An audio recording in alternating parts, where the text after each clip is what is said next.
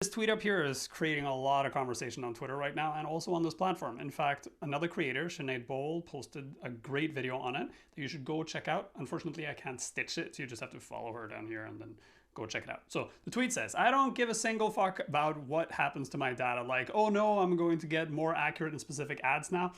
Let me show you something.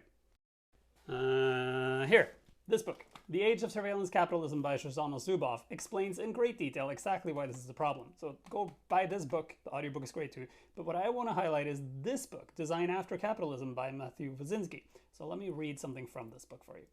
In this book, Wozinski talks about Zuboff's surveillance capitalism in the context of capitalism in general.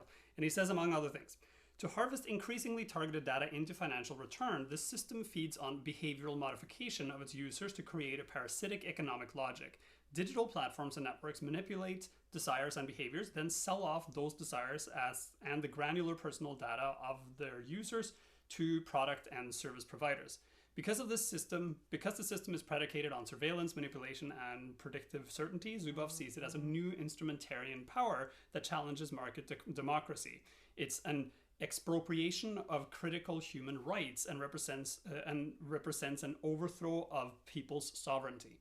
So basically, Zuboff and then Wozinski is saying that when these companies harvest our data and uses it against us, they're actively programming or manipulating us to do what the company wants, and then they're creating products to match our needs. So they collect our data, then they figure out what we want, then they make products that are attractive to us based on the data they collected about us and sell those products back to us, and over time direct us in a specific direction which is beneficial to the company so they can earn more money. Then he goes on to talk about how psychology and design work together to manipulate us. And while this is about Twitter, it could just as easily be about TikTok.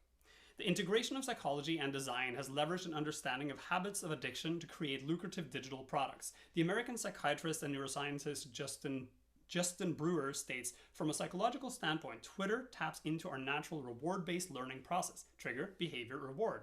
The harmful side of Twitter comes in the same form.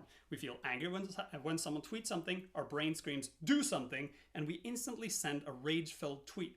Now, Twitter makes more than 86% of its revenue from advertising. In other words, Twitter makes more money when people are more engaged on the platform, tweeting, retweeting, commenting, liking, regardless of whether they are sharing valuable information, rage tweeting, or spewing hateful bigotry. The reason you should care about surveillance capitalists gathering up all our data and using it against us is that they are actively programming us to behave in ways that are beneficial to those companies. They're building a proverbial pen to keep us data cows in place.